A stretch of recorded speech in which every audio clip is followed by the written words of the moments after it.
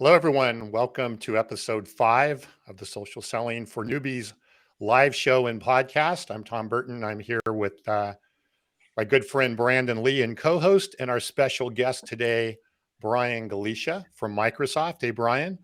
And I know Carson will be coming here momentarily, I'm sure. He always likes to make a grand entrance. So he'll be here. He'll be here in a second. Hey, before we start, and Brian, I know you're going to take us today through kind of a day in the life of social selling, and we're really excited to hear. I know you've got a big background and do a lot with this, but we've kind of got a little bit of a theme going here with movies on our show here. Yes. And I wanted to start with a little movie trivia here, and I'm going to hopefully see that this works. Give me 1 second. So I'm going to bring up a picture here. Okay. Can you guys see that? It's be challenging here. Let's see if I can actually do this. No, I'm not putting that on. Can you put that up? There we go. There we go. So this picture is from Back to the Future. This is from the cafeteria show and cafeteria scene in Back to the Future. So the trivia question is, who is that co-star there with the circle around him? Geez. Who is that? And wow. I can't even hazard a guess. I have to do some. I mean, of course. No, it's not Brad Pitt. I don't think it's Tom Cruise. No. Actually, believe it or not, it is our co-host Brandon Lee. Does this help? It is Mr. Brandon Lee. The ears, can you? So you need to put that on your Twitter, on your LinkedIn profile, Brandon. That you're famous. Like, hey, you were part. You were part of Back to the Future. I mean, that's a big deal. Look at you right there. You got your claim to fame. That's pretty cool. Like in the IMDb or if you don't have if someone types it in and they look at movie people in it, like your name needs to be plastered over the Back to the Future thing. Yeah, that's just not going to happen. But I mean, I would love to think of it. You know, I got to be there for a couple of days and I got to be on the set, but that was about the extent of that. Wow, that's a big claim to fame. I can't believe you brought that up, Tom. Well, I thought it was really good movie trivia. And one of my favorite scenes or lines in there was when he says, "Why don't you make like a tree and get out of here?" And Brandon, I remember you saying, yeah, that was my favorite line, other than the fact I had to listen to it 150 takes or something along the way. So, words of wisdom by Biff. Yes. Yeah. Jeez. Well, oh my gosh. Thank you for bringing that up, Tom. That was sufficiently embarrassing. I appreciate that. Now we got to dig up what other movies is Brandon a part of that we don't know about. So, A Star is Born, right? So we have to do that. So anyway, all right, enough movie talk. Let's get into our show today. So Brian, why don't you start off? Tell everybody a little bit about yourself, your role, and then we'll talk a bit more about the day in the life of social selling. Yeah, absolutely. And I'm seeing familiar names. So encourage everyone on this live stream to make comments. This is an interactive show. As you watched Brandon and Tom and Carson, thanks Carson for joining. We want this to be interactive. We want this to be a learning opportunity for everyone. And so please make comments in the LinkedIn feed. We'll definitely have an opportunity where I'm seeing them in real time. So there's an opportunity for me to comment on something. If it's something that we're talking about really sparks attention. So thanks, Dave, for the comment on Brandon went back to the DeLorean. I'm like, yeah, he definitely has. He's gone back and he's come back with some words of wisdom. So I'm Brian Galicia. As you see on my LinkedIn, I when I do these types of shows, I always want to make sure that people have some type of engagement. Some of you, I looked at who was actually registering. I think I'm just looking at the feed. We had 64 attendees from Microsoft, at least said that they were going to go watch it. And so it's a combination of who Carson knows, who I know. And so we appreciate Microsoft people having some interest in this conversation because I think it's super valuable. And if you're not doing it, not to say you can't be successful, because as Carson can attest to, there are salespeople that are amazing. They're just really good at what they do, but they don't do this. And I always have a mind-blowing experience going, oh my gosh, imagine if you did this. You would be even like rock star status, even more so. So the opportunity for me to share this insight. So I've been at Microsoft 16 years. I used to be a field seller like Carson in what we called the business application dynamic space. So all things related to business applications, think customer relationship management, CRM, think enterprise resource planning, ERP. And of course, CRM, if you're a seller, that might be a bad word, but if used properly, it actually works. And you tie that into the other tools. I know there's other questions we'll ask. That's so valuable. And so what do I do at Microsoft? So I'm very grateful. I have the opportunity to actually drive value in selling, but with our partners. And so for people who may not be in the software industry, you'll hear this term ISV, independent software vendor. And all that means is that you have other big software companies or even small software companies that make a decision to say, I want to partner with Microsoft to grow our businesses together. There has to be a mutual benefit. And anyone who's in partnerships, you can imagine, we sell too. Even though we have a partner role type, etc., I view myself as a seller. I encourage my team, you have to act like a seller, because what you're trying to do is two things. One, I'm trying to recruit other partners who may be working on other platforms to work with us. But the other side is we also have very well-established partners that we're trying to drive opportunities. And so Carson, in the healthcare space, we have a tremendous amount of partners that do that. How do we then do it together so that we make mutual benefit? So the one takeaway I'll say is that with LinkedIn, if you're not using LinkedIn effectively, I'm glad you're listening to this conversation and this whole podcast, because I started to see what Carson was doing with you, Tom and Brandon. You're at the right place, because there's so much stuff that people can be doing that they don't do at all. And think of it as a growth opportunity to learn. This does not happen overnight. That's the one caveat I will say. People go, oh, I did it, Brian. Like, how come all this stuff isn't happening? I know I look younger, but I've been getting older. And what I found out is, like, when you decide you want to work out, you're not going to see results in 1 week.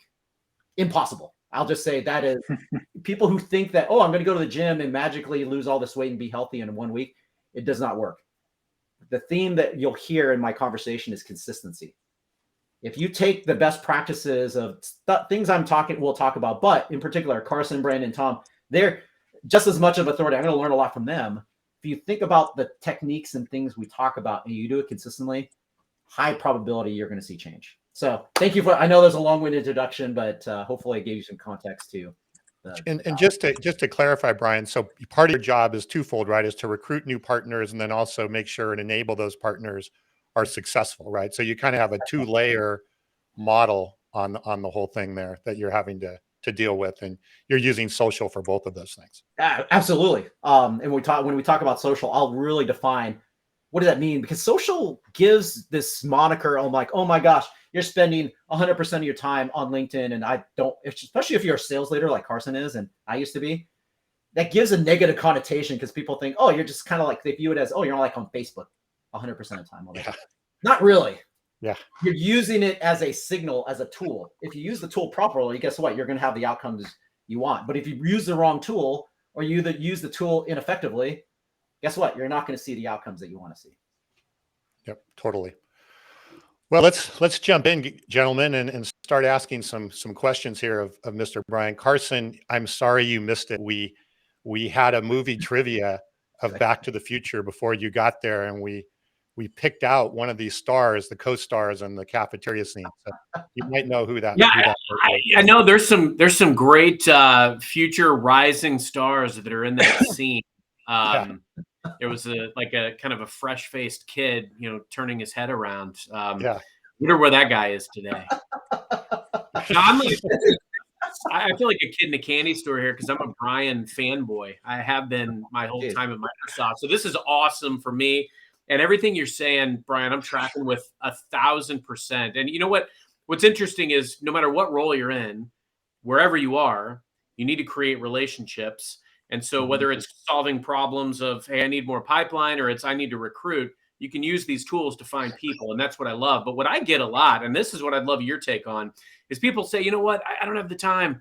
I don't have time to prospect. It's always that activity that gets pushed down on my list because I get pulled in a lot of different directions. And, I know how I try to grapple with that with people, but sometimes I'm not sure if I'm getting through. How would you tell someone who says, I get it, it makes sense, but I just don't have the time? Yeah, I mean, it's a fair question, Carson, because we can't control, there's only 24 hours in a day. We don't have this magical wizardry to go, oh, I'm going to make more time. That does not exist. So what I tell my kids, personal and professional, is that If it's important, you have to make the time. You have to allocate the time. And so what I mean by that is simple things like, imagine if we don't brush our teeth. I know that's weird. I mean, if you don't brush your teeth every day, I'm like, that's a personal thing for you. But I would say it's like, imagine habits, good habits that you got to go build. And imagine not brushing your teeth every day. That'd be kind of weird. And so I know maybe that's not the right analogy, but that's the analogy that just popped in my head, Carson. So when I think about using tools like prospecting and digital to create digital relationships, because in sales, or it doesn't matter, like we're all in sales. I would just say, Mariana, you have such a great point. We're all in sales. It's about relationships. And how do you build relationships? You have to build it not just face-to-face, and we proved it out during COVID. A huge opportunity. The sellers that were doing really well are the ones that adapted to prospecting digitally. The ones who didn't do so well is they relied on relationships, just hand-to-hand combat. You can't do that because we're now in a hybrid world. You have to be leveraging it. So I would just say, Carson, you if it's important and you feel like that's going to add value, you find ways to make that time. And then it becomes a habit. Then it becomes consistency. That's what I was recommending. And I want to sit on that for a second too. Because here's the thing, we've talked a lot about like, what does social look like? You know, just because we make profound posts doesn't mean somebody's going to send us a purchase order or somebody's going to say, hey, let's break bread. What actually happens is you can pick different mediums and different styles that you're comfortable with. And it's kind of like a stock portfolio. You run a very differentiated portfolio. Something I love about you too, Brian, and I'd love to get your take on this. You've got a newsletter as well. You build community around what you do. And I think I encourage people all the time, find different mediums that you're comfortable with and run a differentiated portfolio. Your platform's not going to look like mine, and it doesn't need to. Find what we're comfortable with. What would you say, folks that are kind of getting started in this, what should they be thinking about as far as their portfolio, and what led you to doing your newsletter? Yeah. Oh, it's a great question, Carson. I would say that it's baby steps. Like, the one thing is, as you mentioned, like if you want to, let's say, run a marathon. I personally have never done that. I would love to one day. You can't do that on day one. It is sequencing of steps. For anyone who's run a marathon, to sequence of steps to get to that point. And so where you're at, where I'm at, where Brandon's at, where Tom's at, we're at kind of like when you think about Microsoft terms. I know I'm maybe using Microsoft terms. You think about level 100, level 200, level 300, and 400. I know those terms. Like if you're a Microsoft person on the phone, you probably know what that means. And so I always say start with level 100, and it really starts with who are you trying to have a conversation with? Like we all like Carson's in healthcare. So I love what you said. Your experience you're providing to your connections and relationships are going to be slightly different than what I do in my role leading our global Dynamics biz apps business application business. Similar but different. So you then have to think about, okay, before I do any of this stuff and start doing all these things, the thing I always encourage sellers to do, and it was interesting how many people and it's no offense to people on this phone. When I looked at the number of attendees from Microsoft, what really caught my attention were two things. One, I was shocked at how many people don't have their picture public. I'm like, oh, it makes me cringe because when you meet someone for the very first time, I see you're smiling, Brandon. It's like, imagine you walk into a room as a seller and you have a paper bag on your head. That's the analogy I've always given. It's like, that's what you're doing. And unless you're in the CIA, or I get it. Like people say, Brian, I'm in a very super secretive thing. I'm like, I totally get it. Then I'm not your target. I mean, in general, that's not really, then you'd be using LinkedIn for what it's intended to go do. So my first thing is like, you have to start with the basics. And the basics are you have to make sure you have a very strong, what I call buyer-centric, resource-centric profile. It can't be a resume. It can't be, oh, I am the number one blah, blah, blah that hit all these things. I mean, you can do that, but you have to have some credibility to show that why you have that authority and what's in it for them. So for you, Carson, I love it because you talk about you're great at articulating the value to why people want to go talk to you and your team. And you have resources that allow people to understand that. And the subtle difference, and this is my thing, when I first started out and really started to use LinkedIn, I just talked about my accolades. That's all I did. And then I got a comment from someone at LinkedIn, even a buyer, and said, Brian, like, I didn't want to talk to you because you just were trying to sell me something. And that was like an eye opener going, yes, I'm trying to do that. However, my job is to educate you on why you want to buy from me. What is the value that I can bring? And so going back to it, the one thing as all, like, I want to make sure when people leave this call, there's simple takeaways you can do. So if you can test out your profile, and it's as simple as going in and making sure your picture's public. Like, it cannot be shown to just your connections. It can't be shown privately. It's not Facebook. This is your professional profile, personal branding. You want to be seen because people buy from people. Like, I know what Tom looks like. I know what Brandon looks like. I know what Carson looks like. How does that happen? Because we've never met each other handshake to handshake. Is they see you digitally. The second is that you have to, as I mentioned, you have to provide your profile so that, bottom line, when someone goes to your profile and says, oh, what does Carson do? What does Brandon do? What does Tom do? They immediately can go, will this allow me to understand why, if Carson reached out to me, is there something in there that says, yeah, that prompts me, like, he's posting really super interesting things, and his profile alludes me to things that I can learn about that is interesting to me. That's how you start to attract the type of people. Then you can start using LinkedIn Sales Navigator, using newsletters, creator mode. We'll probably get to that in this conversation.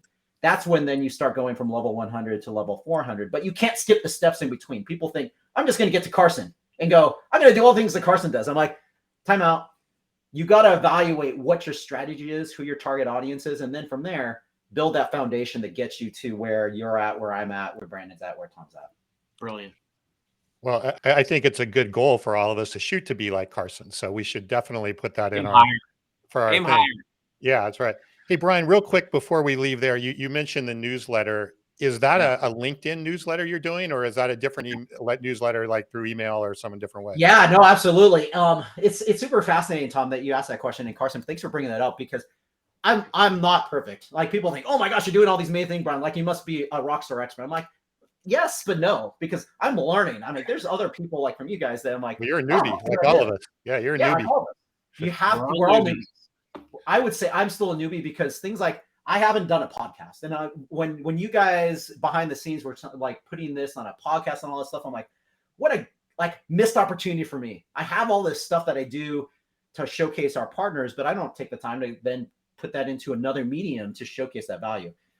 So I'm saying that because when you think about newsletters, if you have creator mode turned on, and we could talk about that if there's going to be a question to unpack that. But just know that if you are a seller or really want to take advantage of the LinkedIn experience, I encourage everyone to turn creator mode on, because it unlocks so much goodness and value, not just analytics, but things that it says at the top. Like, I know Carson has creator mode on. I think Tom and you, Brandon, have it turned on. I have it turned on. You'll see at the very top, it then highlights what are things I talk about. So I talk about partnerships. I talk about dynamics. I talk about social and leadership. It immediately gravitates so that search engine optimization and things, when people are trying to find stuff, guess what? You're going to be a profile that pops up naturally without anyone doing anything. The second is when you turn creator mode on, there are certain things like LinkedIn Live, like the stuff we're doing today right now. You couldn't do that as a seller to create this medium. If you choose to do what your guys are doing, I like Carson does, I do the same thing. I have my own show that I do every Monday called ISV Connect Live that showcases ISVs. Then to what Carson's perspective is, the other thing that I do is every Friday, something that is Microsoft related, but also personal, is what I call Thank Goodness It's Friday. And who doesn't want to have, oh my gosh, it's Friday. So let me do a quick read of stuff. What I found valuable when I first started, I think, oh, who's going to really read it? I have over 2,500 people that have subscribed to that newsletter without me doing anything. It just naturally happens. And so that's not just the people that follow my profile. That now is people subscribe to that newsletter, so that regardless of LinkedIn or not, because they subscribe to that newsletter on LinkedIn, they'll see that feed.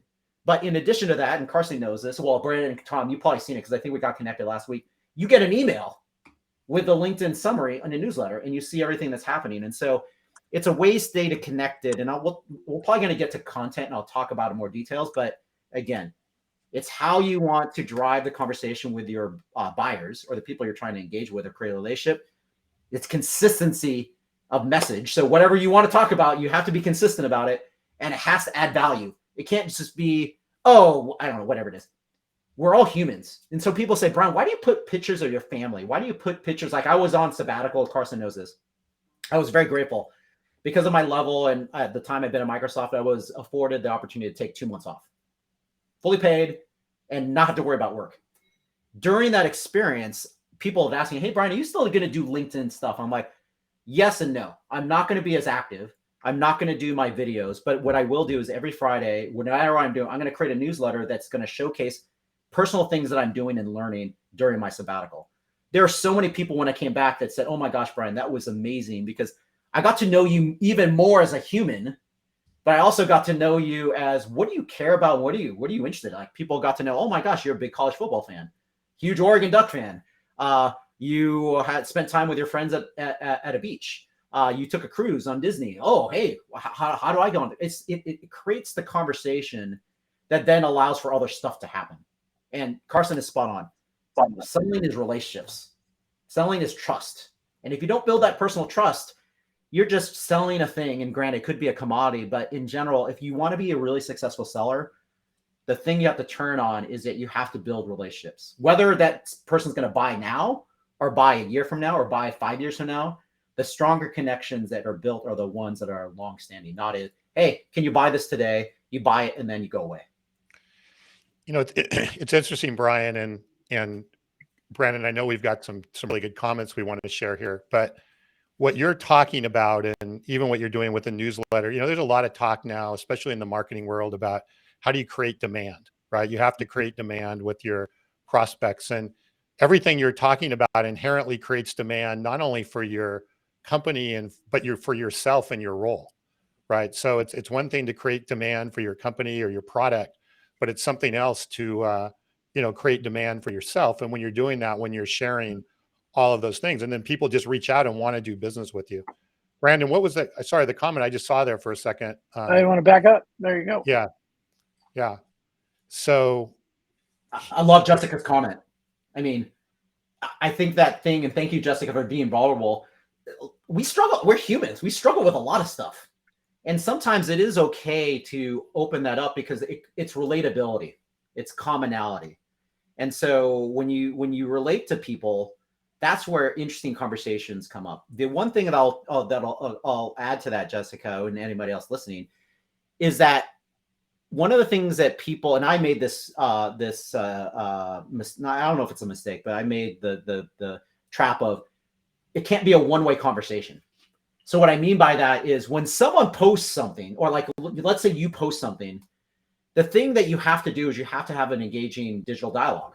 Because a lot of people post a lot of stuff, but what happens? They post a lot of stuff. You see people commenting in the thread. And I always find it very shocking and surprising that the person who created the initial post, they don't come back and engage in a dialogue. I made that mistake, or they just like it. And I get it, like quick response. But if you really want to have the quality of the engagement, and to Jessica, your point, like how do you drive the connection points and being able to engage, is that you create this digital connection. So all of a sudden your Brandon's name pops up, Tom's name pops up, Carson's name pops up, because you engage in other people's content, so that then it starts to attract the conversation. And then people are curious, go, what does Tom do? What does Brandon do? Because if you're showing up on my feed, I guarantee you someone's going to go, wait a second, I've never seen Tom and Brandon. They don't work at Microsoft. What do they do? That creates the connection and opportunity, because then they're going to be attracted to Tom and Brandon and go, oh my gosh, Tom and Brandon do a lot of stuff around social selling for newbies. Maybe I need to learn more, and it creates opportunity for you. So yeah, no, totally. Right. And it creates that goodwill. It creates interest. It creates a lot of those things, which is, again, a side effect that I think sometimes we don't talk about. You know, Brandon, we talk a lot about this when we talk about kind of the framework or the methodology for social selling is, yeah, there's outreach, and yeah, there's all the relationship building, but at the same time, we're creating demand for ourselves and our company, and we're helping the buyer, enable the buyer journey for them to be more successful. So it's kind of a win-win-win all the way around. Yeah. Absolutely. Yeah, I just want to acknowledge it. I think Carson went back to the future or something. He just disappeared on us. I got a message saying I think he's trying to get back in, but all of a sudden I saw some flames going across the screen. I don't know if that had something to do with it or not. Yeah, I think it hit what is that? 60, whatever. Yeah. 65. There he is. So he 70 mile per hour. We didn't know if you went back to the future or not. So I think I did. I time traveled. Yeah. No, this has been great stuff. And look, I was listening the whole time. I just was having a little technical difficulty, but what I think is interesting, you said earlier, Brian, that I really want to double down on is your approach isn't perfect.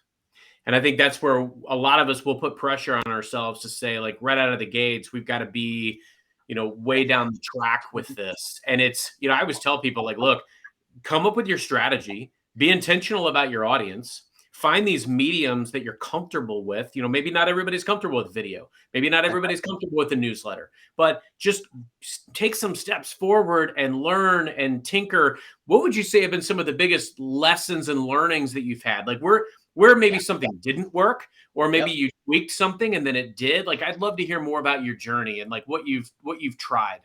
Yeah, absolutely, Carson. So my team knows the phrase I like to use is progress versus perfection.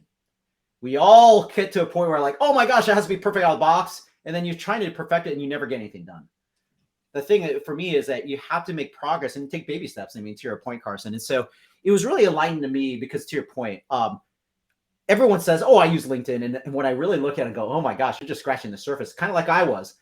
I had an amazing opportunity because even before we acquired LinkedIn, and you know this, Carson, because you've been at Microsoft too, is that we use LinkedIn Sales Navigator. We didn't even use initially LinkedIn Sales Navigator. We were a pilot before we even acquired LinkedIn. And I was one of those sellers in the field that was handpicked because someone was going, Brian, I think there's that this guy in Dynamics that really likes using LinkedIn. Let's get him Sales Navigator to really start to use it. And that engagement, kind of what I was mentioning, Carson, I was guilty of being very resume focused, not resource or buyer centric. That was the number one thing that I learned very quickly. Like, I got to change my profile. So I'm not looking for a job. I mean, I'm happy with what I'm doing at Microsoft. So that little tweak to say, Brian, like, turn it to buyer centric was such an enlightening thing and a journey for me to know that. The second one was kind of what I was talking about.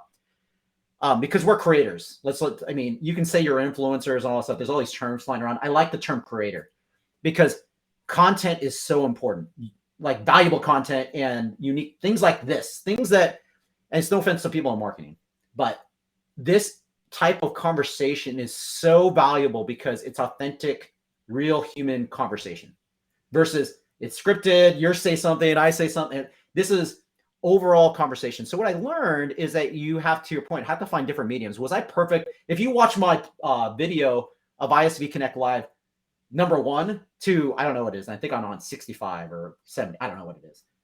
Night and day difference. Like, and I didn't know what to do. Like, I was really uncomfortable. Like right now, being able to stare at a camera and naturally do that, it was so unnatural for me because I'm comfortable presenting like you in front of large audiences, small audiences. I wasn't initially comfortable with presenting to people looking at a camera. That's weird. It's kind of awkward because no one else is in the room. I mean, my dog is, well, she's not in the room anymore, but my dog hears all these conversations I'm having, but there's not interaction with people. You have to stare at a camera. And so I would say, to your point, I love it, Carson, because this is a journey. So when you think of, like I mentioned, a marathon, using an analogy, you don't win the marathon in a minute. It is a constant journey where you have milestone checkpoints. And I think the critical takeaway too is you got to surround yourself with people that can help you on that journey. So what you did with Brandon and Tom, however this relationship got connected, it's great because you have people holding you accountable to really refine your craft. And so when you find other people that can help you through that journey, you latch onto them and say, hey, you know what? I love to, it's like mentorship or sponsorship. Same thing. I know you know those terms because we use those terms here at Microsoft. You have to have the right mentors and sponsors to, if you want to go do this, great. There's going to be plenty of people that can help you do that. You have to be very clear and intentional, to your point, on what you want to get out of it and ensure that then when you have to be open to feedback. If someone say, hey, you know what, please change this on your profile. I always cringe when I give that feedback and they say, I want to make all these changes. And then I look at their profile a month later, they haven't changed it. And I'm like, okay, that means to say that I'm not perfect in what my recommendations are, but I think I know, I've been doing this for a while like you, where I think I know what are things that you should be doing to just like having your profile picture public. When I always cringe when I see sellers and I give them that feedback and then a month later, still haven't done it.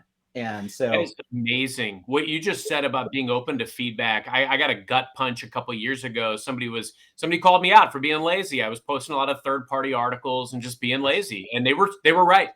And so I started just posting stuff that I created myself or with people, and posting things that were, more about me personally, and night and day difference. Night and day yeah, difference. And I'd love yeah, to understand too, Brian, what are the tools in your tool bag? Because I think the other thing is I don't discriminate against any tool that could create a relationship if my target audience might be there. I even started dabbling in TikTok to the chagrin of my teenager. Like if there's a video that can create a conversation out there, great. So like Twitter, yeah. Facebook, LinkedIn, like what are your tools in the tool bag? Yeah, no, absolutely. I appreciate that question, Carson. So I would say that, of course, LinkedIn, number one thing. Like if you're a seller on this phone call, I know everyone has a LinkedIn profile, but really make sure that we're talking about LinkedIn and Sales Navigator. There's a difference. So at Microsoft, if you're from a Microsoft seller and you don't have a Sales Navigator license, talk to your manager and say, how do I get one? Because you're missing out. You need to have not just LinkedIn, but you need to have a Sales Navigator license. Then on top of those two tools, then of course, for us, as you know, because you're in it all day, Dynamics, that's a tool that has to be used because I get it. Like as a seller, no one likes to enter data, but if you organize it and structure it in a way, I know this is going outside of social selling, but you need tools to help you organize who you're going to go after and how you prioritize what you work on. The one thing that I always am shocked at what new sellers do is they go, I'm going to sell to everybody. I'm like, no, you're not. You're going to get your account like you did, Carson, to your team. You're going to have a list of accounts. You're going to say, okay, I know you're an enterprise, so I don't know how many accounts someone has. Typically, they'll probably have maybe 5 or whatever. So they get that list, and when someone says, I'm going to sell to all 5, I'm like, okay, great. What are you going to sell? And you're going to rank one or the other because of where they're at in their maturity. You have to utilize tools like CRM. Of course, we're biased, Carson and I, because we're Dynamics. But whatever that CRM is, you have to make sure you're utilizing it so you can effectively manage your time. Then I love how you said Twitter. Because people think, oh, what, Brian? Why would I waste my time on Twitter? Guess what? Like you got to think about whether it's Facebook, Twitter, TikTok, Instagram, whatever it is.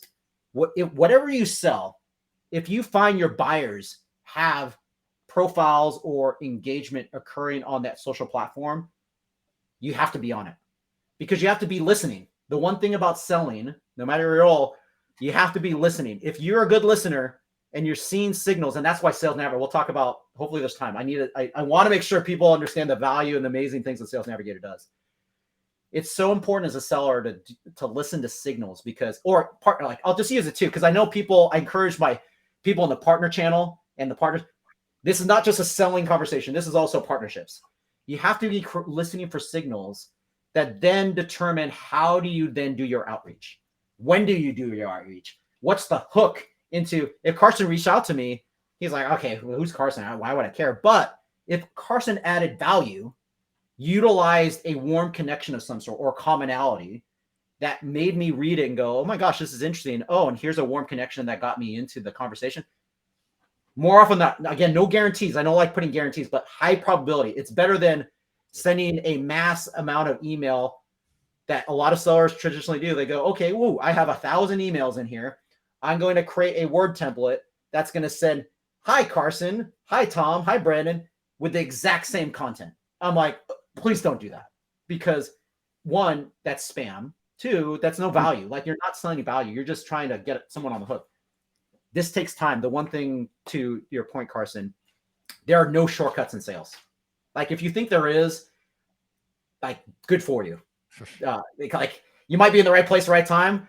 But in general, as Carson and Tom and Brandon can attest to, sales takes work. It takes hard effort. It's not as easy as people think. If you do the work, you do it consistently, you're going to become a much better seller and go across the people who are just average. Well, and if you do the work, right, but your probabilities are higher, you're reaching more people, you're getting more out of that work that you're putting in, right? So you're absolutely right. It's not a factor of not hard work, but what do you get out of that work? And Brian, we've talked a lot on this show and other shows about, some of Carson's successes. And Carson, you've talked about literally, tens of millions, if not hundreds of millions of dollars that you have, generated from social that you wouldn't have generated otherwise. Brian, looking at it through the lens of what you're doing, which is more through the partner side, what would you say your successes or your outcomes have been by using this approach versus not? Like, what are some wins and successes that we can all, build on? Yeah, thank you. I'm going to get to your comment, Susan, because I think your comment is super valuable. So please hold that thought, because I do want to comment on that. It's such a great comment you made. So I would say, Tom and Brandon, and Carson knows this too, because Carson has gotten accolades for his work as well. So before I took this partner role, we have a very prestigious award that's given to less than 1% of the Microsoft organization, sellers, non-sellers, etc., which is called Circle of Excellence Platinum Club. I was very fortunate and grateful I got that recognition. And why did that? Yeah, there you go. And Carson's pointing at it too. So we're an exclusive club. And why did that happen? Not only if you're a good seller and you crush your numbers, of course, you're going to get it. My route is slightly, and granted, I got it in a selling role, but mine isn't as cut and dry as when Carson got it, because I have a number to attain, but mine was changing something so valuable in Microsoft when we acquired LinkedIn and, of course, Sales Navigator and Dynamics. How do you put the two together? That was such an enlightening opportunity for me in growth, because I really got to understand, and that's why I wanted to make a comment, Susan, with Sales Navigator, because using all these tools creates an ability for you to create people to come to you. So what probably happens with Carson, and I'm sure the stories he's told has alluded to it. For me, it's the exact same thing. People always are curious, like, oh my gosh, Brian, like, it seems like you're very visible, which is what you want. You want to be visible in a good way. Not that, I'm publishing things about cats, or like things about Brian as authority in biz apps and partnerships. That's the moniker that people see publicly, which is good, because what ends up happening, if done correctly, is that all this hard work, when as sellers, we chase down people to try to have a conversation with us. So imagine if you flip that in reverse, and that's happened. That happens currently. I for privacy, I don't want to show my messaging feed, but the number of times, people looking at my profiles from people that we want to attract. I've never talked to them before, but I'm like, that seems like an interesting partner. They're looking at my profile. Never met them before. Why? It's because consistency in messaging, and when people engage in the content, somehow they see it. The other one that, again, it's not really a secret, but that's why you want to be visible with authentic and unique content. So when we do the ISV Connect live show every Monday, we highlight an ISV, either one that's in our space for a while or a new one. I like to highlight new ones, because new ones, as Carson can imagine, when you're a new partner, it is so hard to get the attention of a Microsoft person. Yeah. Because they're like, oh my gosh, you're one of 1,000 of partners. Like, why would I work with you? So because they're being hosted on the show, it gives them at least a starting opportunity to get their name recognized. I'm sharing that story because a couple things happen. One, it creates opportunity, because I mentioned recruiting. One of you mentioned that one of the accountabilities my team has is recruiting. So imagine if we showcase a partner and their competitor sees that they're now part of the Microsoft ecosystem, and they're seeing, oh my gosh, that partner is now getting early success. Guess what happens? They raise their hand and go, wait a second. I saw your episode, Brian, that this thing, we do that. How do I start the conversation? That has happened, I don't know how many times, because of just the work that our team does to highlight that. The other thing that happens is Carson knows, because Carson's been at Microsoft for a long time as well. Because of the relationships we establish within Microsoft, that's so valuable, because then when all the connections I have at Microsoft, when they watch my show, it prompts them to go, wait a second, that's a scenario. And it's not healthcare related, but they're going to go, wait a second, Brian just showcased this partner. I have that problem that I'm trying to address. And then you're creating, and Carson summed it super well, you're creating communities. In sales, it's a village. It takes a village. If you're a lone wolf, good at you. In sales, the effective sales are going to be the sellers are going to, or in partners, are the ones that establish very strong networks all over the place. And I know, Brandon, you talked about like being prepared for movies. One of the movies that I love is the Glengarry Glen Ross. I think all of us as sellers, we know what that is. What do we know? What's one of the terms they use? ABC. I have a different flavor on what ABC means. It doesn't mean always be closing. Yes, that's true. You have to be doing that. My version of that is always be connecting.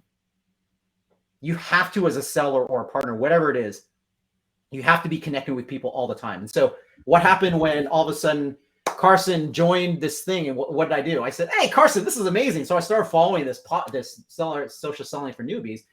I commented on the comment, and Carson said, oh, and I said, hey, if you ever want a guest, I'd be happy to go do it. And guess what happened? Created this opportunity. Here we are. And then because I saw what you, Brandon, and Tom are doing, I was paying attention. I'm like, oh, this is super interesting. So what did I do? I sent a personalized, and then let me repeat that. Personalized connection. I know I'm jumping ahead, but bouncing around. But the one thing, when you think about LinkedIn, it cannot be generic. You can't just come out with a profile that has a generic background. You have to have something that catches someone's attention, have a professional picture, have something that's relatable. And when you send a connection request, like I did, Brandon, to you and Tom, you can't just hit connect with nothing. Because then I see the name going, okay, you probably would have accepted it because Carson showed my name. But more often than not, we're all busy. Someone's name's going to pop up, and I get that all the time. And I apologize. People who sent me connection requests during this live show, just remember, next time you go send a connection request, make sure you personalize it, because that creates the connection point. It's such a tone, right? Before that, we'd love to get your thoughts, Brandon, Tom, and Carson. Well, I think just on the connection request like that, it sets a tone, right? You send a connection request, or you just push the button. It speaks a lot without saying anything specific to it, right? You just click the button. Mm-hmm. But taking the time and doing a little research, saying something relevant, saying Absolutely. Something about where hey, we both commented on this post and it got me looking at your profile, or anything like that. It just brings that humanity to it. And I think that lack of humanity is what's so much missing from sales right now. Bingo.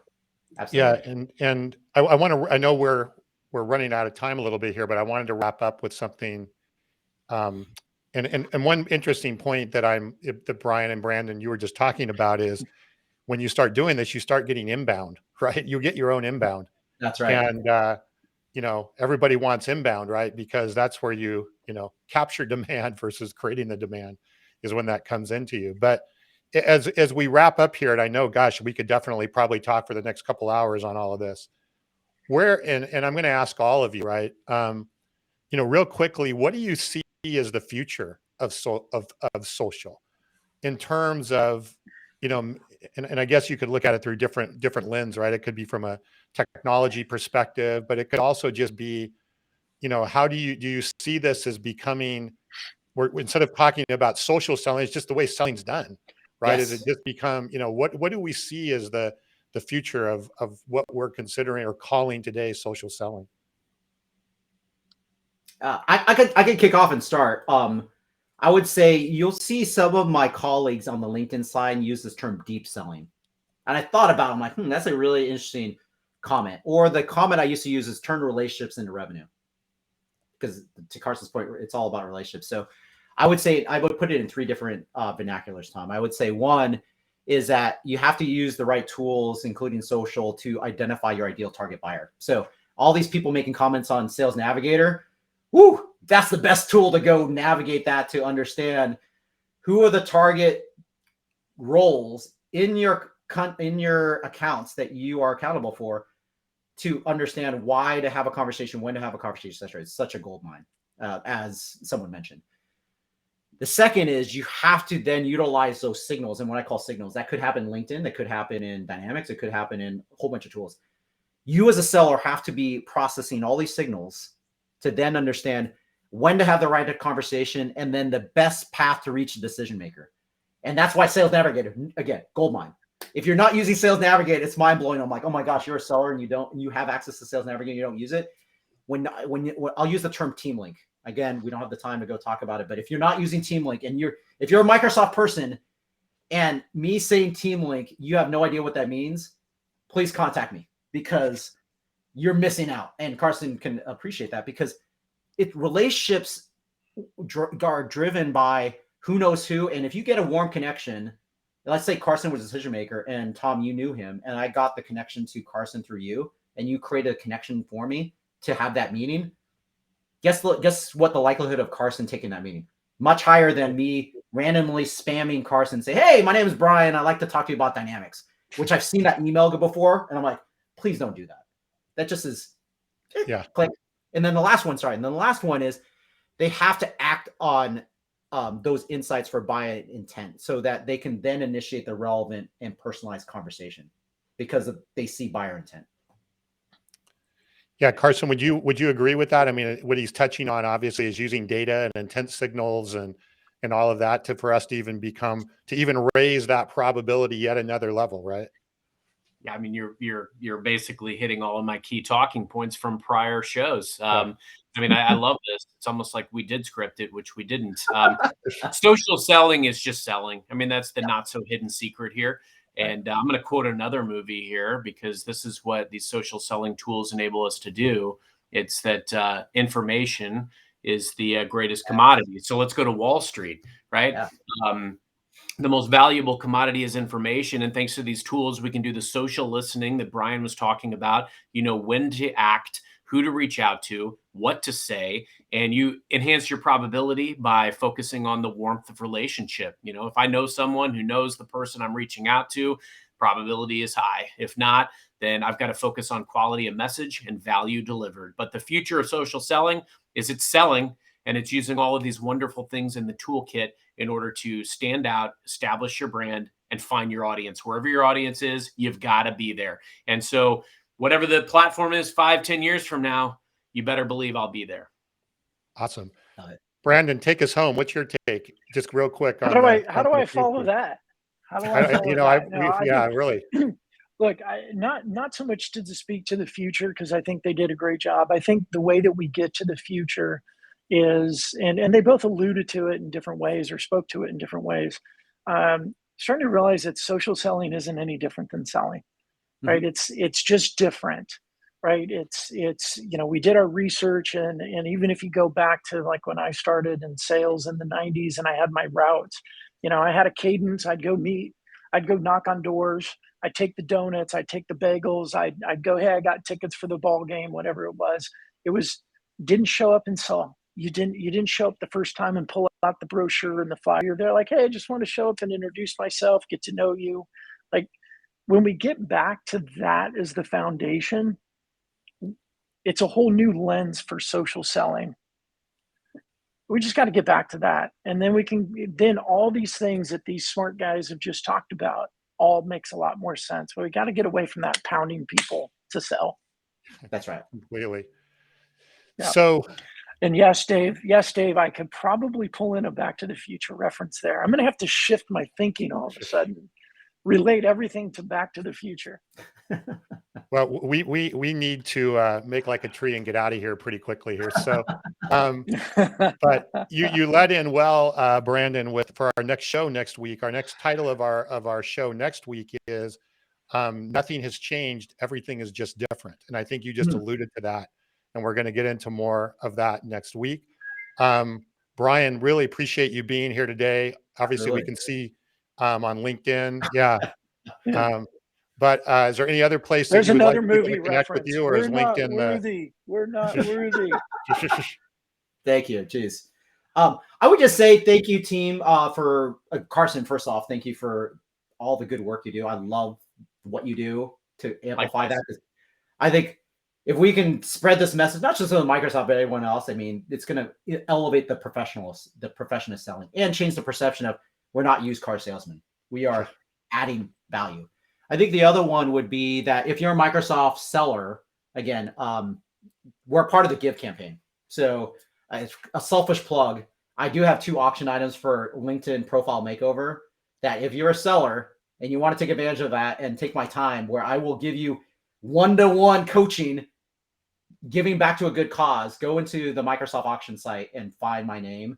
And there are 2 items there. I've got one out there too. Coaching session. Yes, and sorry, yeah, Carson has one too. So take advantage of that. And are those only for Microsoft people, or is that open? Yes. Okay. It is only for Microsoft people. I was going to take you up on it. Hey, if somebody else wants to donate to a worthy cause, I'm happy to coach them too.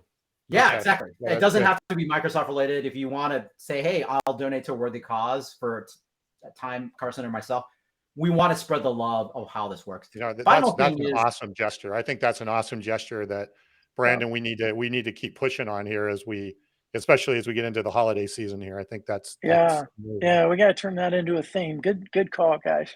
Sorry, Yeah. Brian, go ahead. Wrap us yeah, no, up. it's okay. Yeah. And the last one is, I'm writing a book. So Carson is already way ahead of me, but I'm writing a book on it. So stay tuned. It's going to be probably released sometime in 2023, and it'll be an opportunity for someone who, again, new to sales or been at it for a long time. A lot of these little things, nuggets that I was sharing is a very methodical thing that allows someone to, again, create the foundation to get to where they need to be.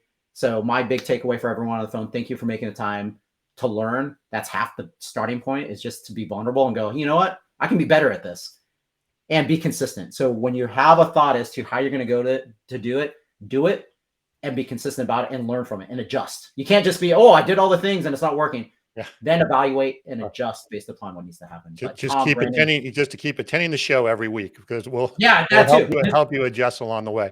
So, right. And speaking of that, be sure to follow the Social Selling for Newbies LinkedIn page. Yes. I know we're seeing rapid growth in that, and we appreciate that.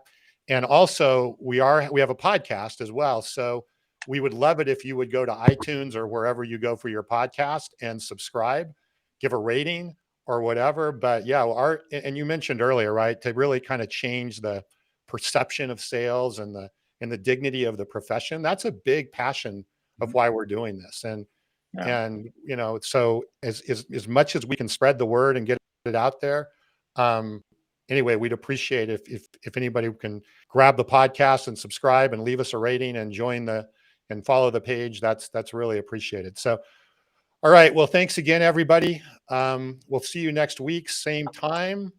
And we'll have to come up with some good new movie trivia for next week. Brandon, we'll have to find out some of the other movies you've been in so we can spotlight those as well. Growing Pains.